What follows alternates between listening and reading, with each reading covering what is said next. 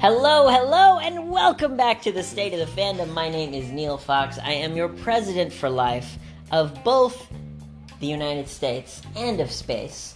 Yes, and I am the vice president and ever vigilant watchdog of the furry fandom and allies of furries. Yes, of course, and everyone's an ally of the furries, right? Everyone loves puppies. Exactly. Now, how many puppies do you want to save in your lifetime? My lifetime? Yes. How many if you got to the end of your life and you said, I have saved 3,000 puppies, would that be the right amount of puppies for you? I have saved 3,000 puppies. I mean, that's a lot of puppies, but the way I would break that down was myself personally, and then my far superior expert staff, dedicated personnel. We're getting off on a tangent, my love. I'm not done. So I need a simple answer to the question. Not a theatrical one? Not a theatrical one, alright? So let me pose the same question in a different way. Got it. So you understand what I'm trying to ask you, okay? Got it. Alright, so you reach the end of your life. Yep. You have lived a long and happy life saving puppies. Yes. Now, let's say you could today flip a coin, a completely random occurrence, and heads means that you save 3,000 puppies over the course of your life. Yep. And tails means that you will save 3 million puppies over the course of your life. Yes. So, it is in this hypothetical scenario, in this thought experiment, it is a completely random event that determines whether or not you will save 3,000 lives or 3 million lives. But, then we ask a different question. What if it wasn't random? What if you had the ability to choose? Which one would you choose? I would choose to save 3 million puppies. Yes, because the life of a puppy, the life of a dog, is not the same as the life of a human. A human, at least in the conception of the way that the law is stated right now, at the very least, is that humans have choice over their actions. Yes. And that causes them to experience suffering or happiness. Yes. So under current law around the world, the amount of suffering that a person undergoes in their life, we believe as a society that is that person's choice. Yes. Okay, so that person's homeless because they chose to do drugs. And it's like, I guarantee you, ask any person who has done hard drugs, and I have not, by the way, just to be clear, I have not done hard drugs, but if you ask anyone who has done hard drugs, they will say something like, well, yeah, I did it because I went through a terrible divorce and I needed a way to cope. Now, does that sound like they had a choice in the matter? And you have 5 minutes to respond. A choice in the matter. Well, yes. If a person does a bad thing, which everyone knows that doing heroin is bad. Like, there is no question. I mean, doing heroin is a bad thing to do to your body. But if the person was driven to it by the circumstances in their life, was it a choice for them to do it? Well, I would say it is a choice to choose how you feel about a given circumstance. So, some of the worst circumstances possible can be overcome. You don't have to devote yourself to, shooting up with heroin. Right. If it's that traumatic,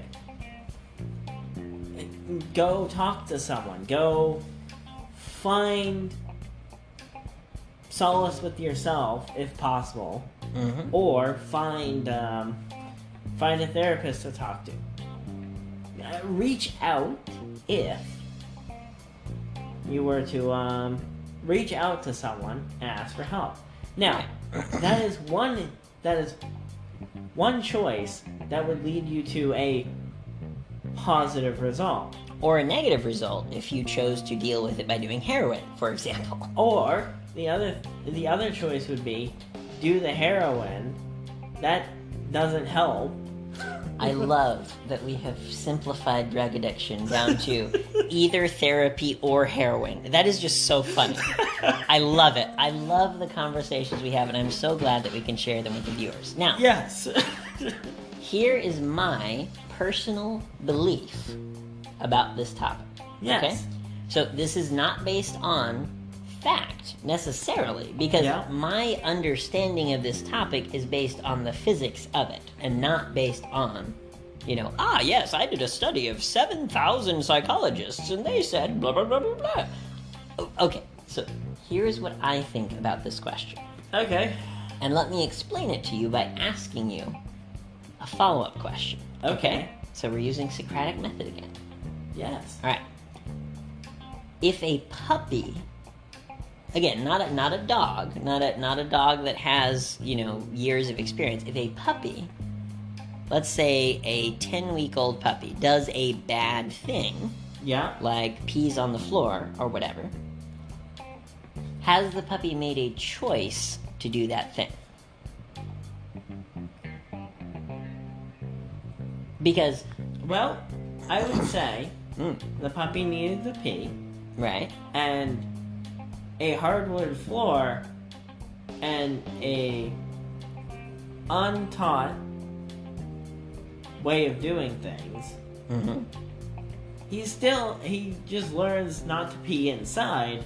He learns to pee outside. Link loves peeing outside. That's his favorite thing. Oh my god. Little. No, I'm not a little. So, let me No, what I'm simplify saying this is- argument just a little bit for you, my love. No, I'm not done. Oh, okay, go so, ahead. to the dog's mind he's just peeing where it's supposed to be peeing. Right, he's peeing because he needs to pee. He's not peeing because he knows it's bad. Exactly. Right. So, in dog training, if the dog does something wrong, the best avenue isn't... No, that's when they're begging for food. So if they're begging for food, just ignore them, and they'll stop begging. Right. But there again, did the dog or the puppy, again, we're using a puppy because a puppy specifically is untrained, and that's Yes. the key. Okay? Yep. That's the key in this scenario, is if a person or a puppy, it doesn't matter, a thinking being, Yep. if a thinking being does not have the knowledge to make a choice, Yep. then there was no choice. Does that make sense? Yes. Okay. Because if they don't know that the other choice exists, Correct. Then they can't make that choice. yes. So like you, as a human, can look at the puppy and say, well, the doggy door was right there. Like, how did you not see the doggy door? But the puppy is just like, I don't know. Or me is, oh, come here, you're okay. Right. Just hugs, no big deal. Right. And so this is the point that I'm trying to make, okay? Yes. This is my conclusion to the argument. Okay. The difference between a deterministic universe... Yeah. Now, what does deterministic mean? Do you know? Let me explain. My Okay. Latin's failing me at the moment. Sure. So, I don't know if it's Latin, but anyway, deterministic means everything happens by design, or not by design. Sorry. Let me rephrase. Everything happens, and there was no choice in the matter. Okay, so this is a universe. We'll say free will. That's a better explanation of the concept than determinism, because obviously determinism is a more complex word than a lot of people have heard since they were in high school. So, free will. Everybody knows what free will is. Even if you don't know the definition, you understand the concept intuitively, right? Of course I had free will. Of course I chose to go to college, for example. In my case, I chose to go to college, and you chose to enter the workforce. I did. Which is both perfectly valid options. But did you choose to go to the workforce? Or did I choose to go to college? Or was that just the best decision that we had with our information? Because, like, for example, if I had known, if I could have seen the future, and if I could have known that I would not learn very much business-related or entrepreneurship-related knowledge from those business classes, I would have taken a different major. Yes. I probably still would have gone to college, but if I had known that information, I would have made a different choice. Yes. So did I make a choice in the first place? I don't know. Or was it all predetermined? Do we have free will or not? So, I have a logical proof, and I encourage anyone to debate me on this, because I find it fascinating. And I am okay with being wrong. If my logical proof does not hold up, that's fine. I'm just curious, and I'm asking questions. So, here's my logical proof. If, under current law, we believe that free will is choosing something with knowledge of the choice. Okay? Choosing something with knowledge of the choice is what they use in court cases to determine whether or not it was premeditated action. Okay. So, under the best legal system that humans have been able to devise so far, knowledge of whether or not you could make a choice or not determines the severity of the crime. Good point. So, if that is the case, which that's a big postulate, that's a big ask for a philosopher to say, well, yes, of course you had a choice, criminal.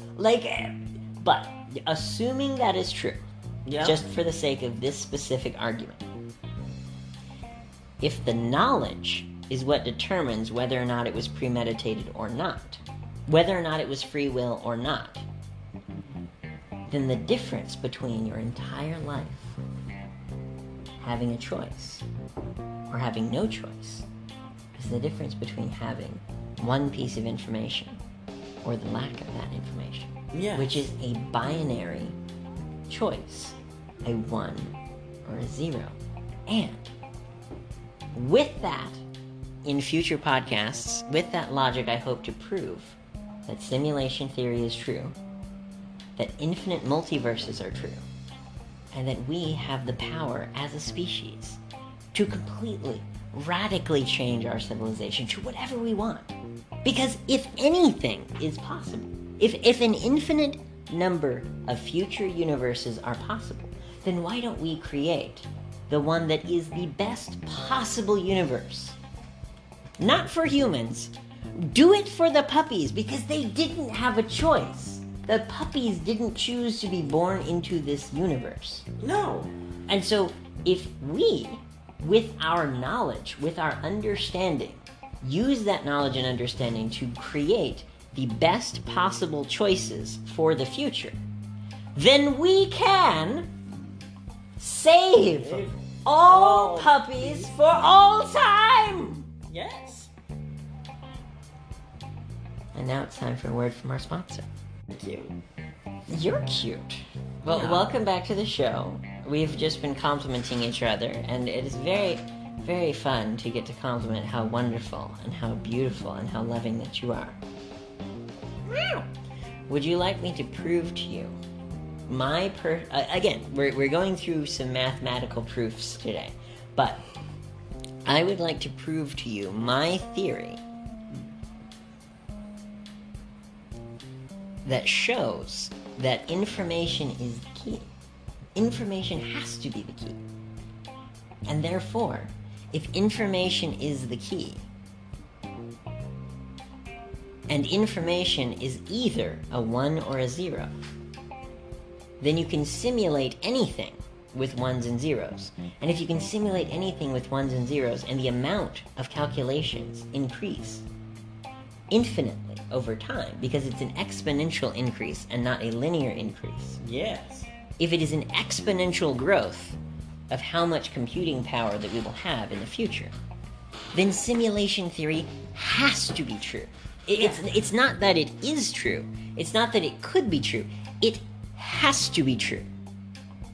Because we are either... one of two possibilities is possible. We are either the civilization that creates the simulation, or we are already in the simulation. And either way, it doesn't matter. Because the only thing that we can do is make choices that will do the most good for the most amount of thinking beings, both humans and puppies. Yes. Because the puppies don't have a choice. And so it's up to us, with our knowledge, with our rational thought, to make choices that help the most number of thinking beings. Indeed. And that is my argument.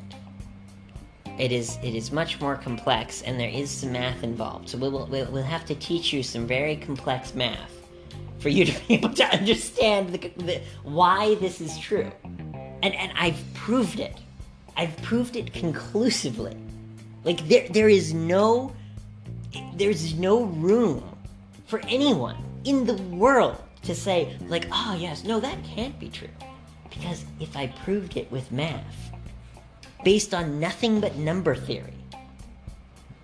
Number theory leads to Newtonian physics. Newtonian physics leads to Einsteinian physics. Einsteinian physics leads to particle physics, and particle physics leads back to information and number theory. It's all a loop. Everything is a loop. It's always been happening. It always is happening. It always will be happening. Time is infinite. The universes are infinite. The possibilities are infinite. And if that's true, then why don't we pick the infinitely small possibility that we do the most good for the most beings? And I know this might surprise you, but I actually have not had any THC today. That's fine. Because you're right. And we've been talking about the same thing the whole time. We're just approaching it with different, aspects to figure out that we're nearing the end of a cycle, and you and I could break it. Mm-hmm. Because we're just at the verge of a world war. Uh-huh. We're almost at the end. We just had a major, disease come through. After that, Ukraine. Yes! Okay. A land war in Asia. I thought we were past this, okay? No, I thought we were wait. past land wars in Asia. So, what I'm saying is, the United States people are ready to rise up. Absolutely. Other countries are ready to rise up, and we've seen fires of them rising up. Yeah. The politicians don't fucking care what the hell happens That's true. until they start dying. Correct.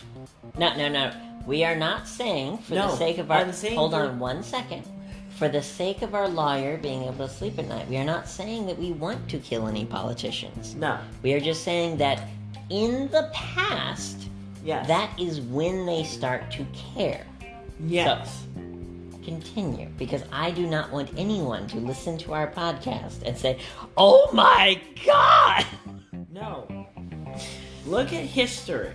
Right. Look at the French Revolution. Look at all the Russian revolutions. Right. Hey, Maximilian Robespierre. Does that name ring a bell to anybody? I don't know a lot about Maximilian Robespierre. Tell me about him.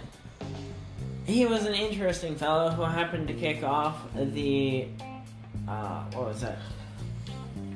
The Reign of Blood? The Reign of Blood in what country? France. Ah. The okay. Reign, was it the Reign of Terror? I forget. I don't remember.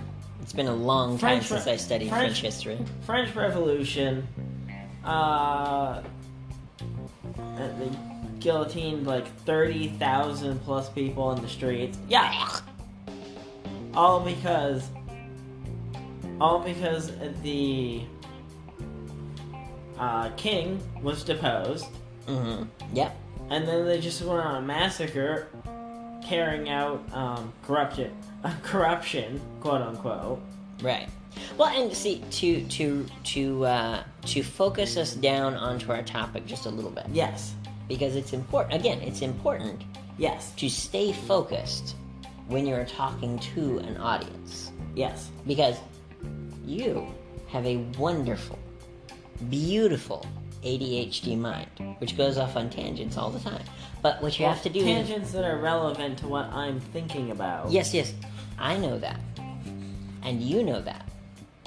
But to the average listener, it sounds like we've gone from one topic to another topic to another topic. Now, I see the connection between them. But we have to make sure that everyone listening to it sees it as well. Alright, so, let me help you. Yeah. I think, and again, this is just a personal opinion, that these types of revolutions that you're talking about have almost always, not in every case, obviously, because, I would far rather have democracy than tyranny, but in almost every case, these revolutions, especially in the 20th century, have only led to more suffering. Yes. And so, what I would like to propose to the people of the world and the multiverse is to rise up against our oppressors. Not by violence, not by looting or committing crimes or whatever. Yeah. I want to use the system as it is right now.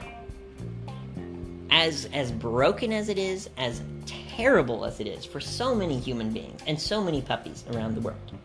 That it is a terrible system. But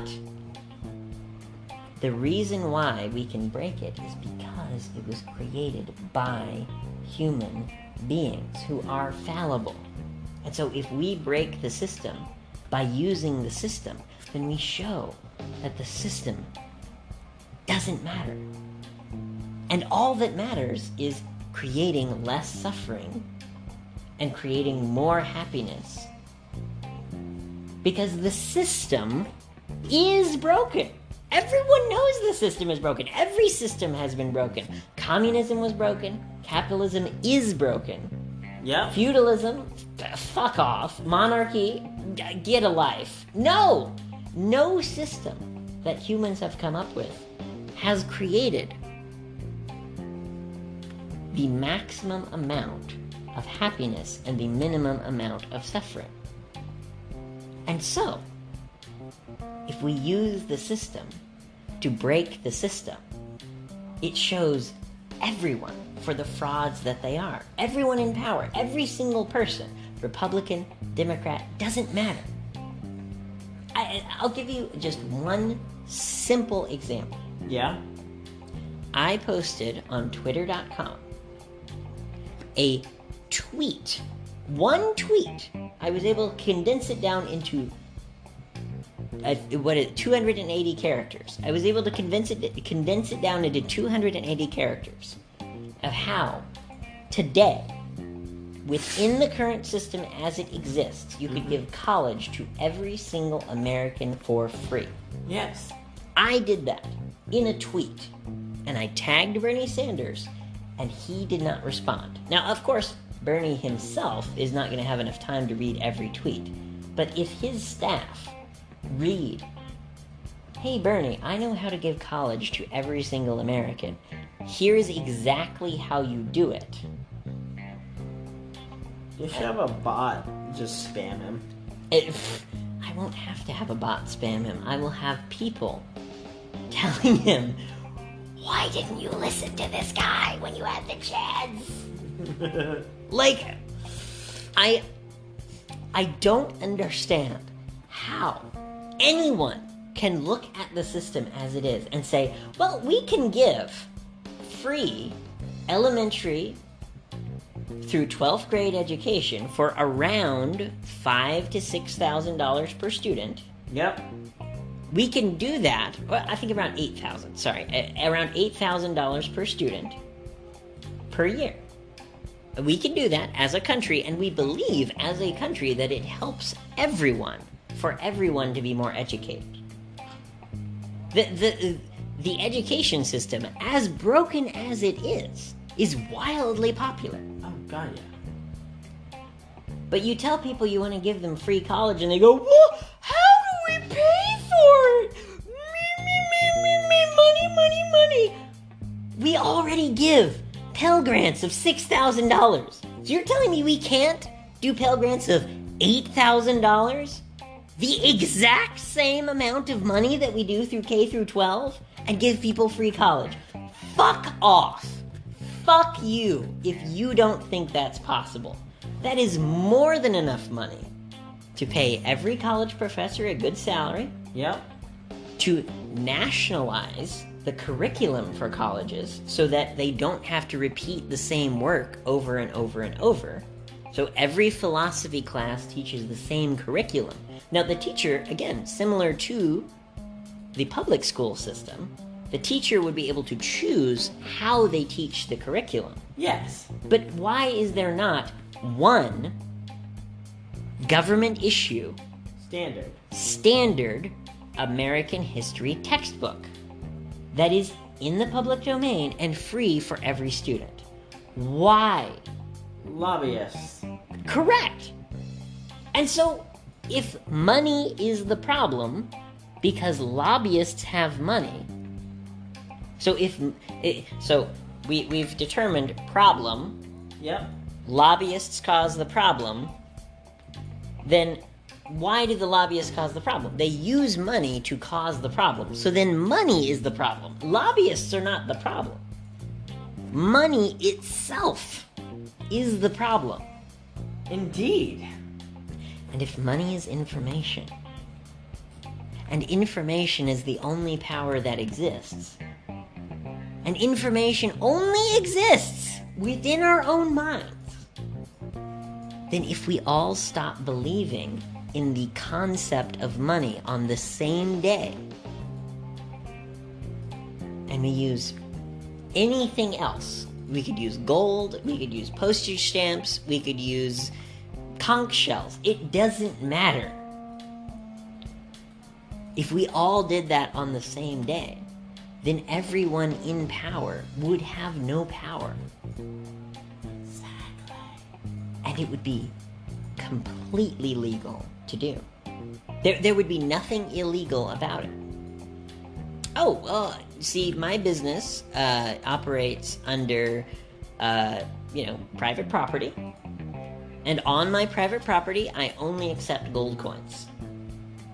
I do not accept U.S. currency, even though I'm in the state of, whatever.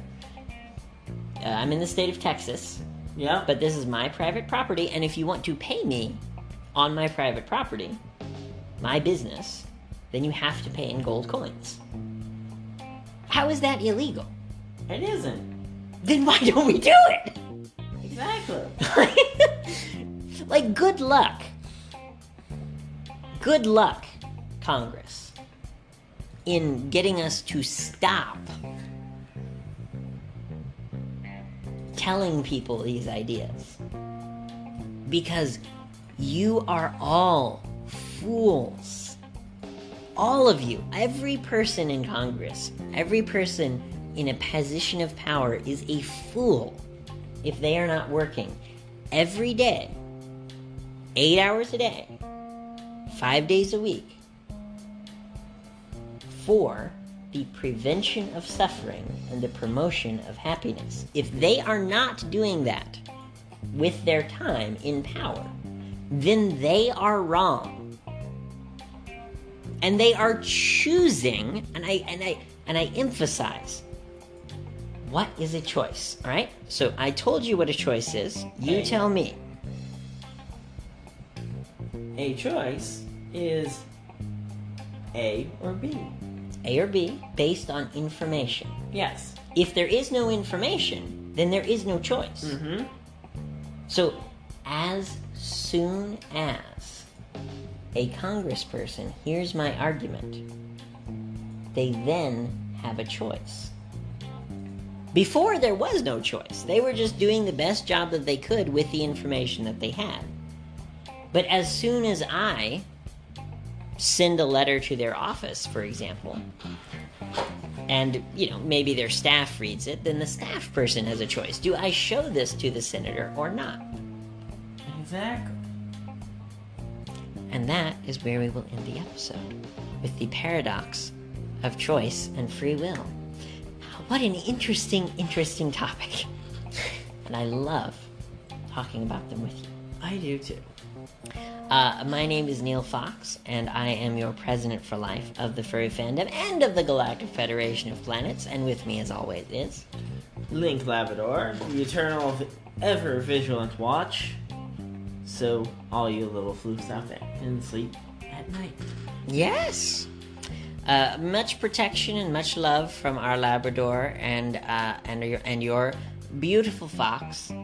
And if you are listening to this on YouTube, we hope that you will give it a like, and we hope that you will subscribe to the channel. We have a ton of incredible videos in the works, including going soon. I don't know exactly what day it's going to happen, but I will soon be visiting the Last Chance Corral in Athens, Ohio, and taking a video with the person there named Victoria, who I actually did the fundraiser for in 2019. So I'm very excited to talk with her about how we, together, she and I, raised over $60,000 for charity. And I would like to help any listener.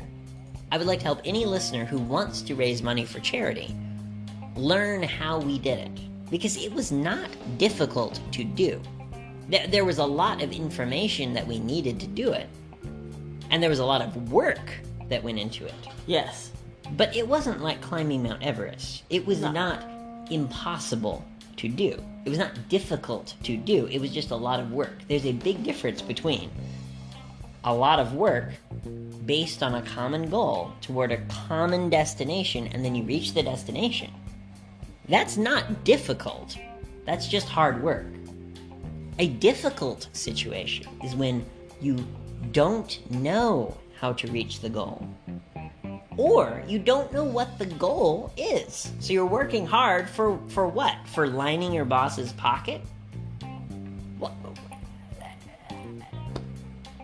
Anyway, before I get off onto another 30-minute tangent, I should probably end the episode. Probably. So, thank you so much to everyone for listening, and we hope you will join us for our broadcast tomorrow.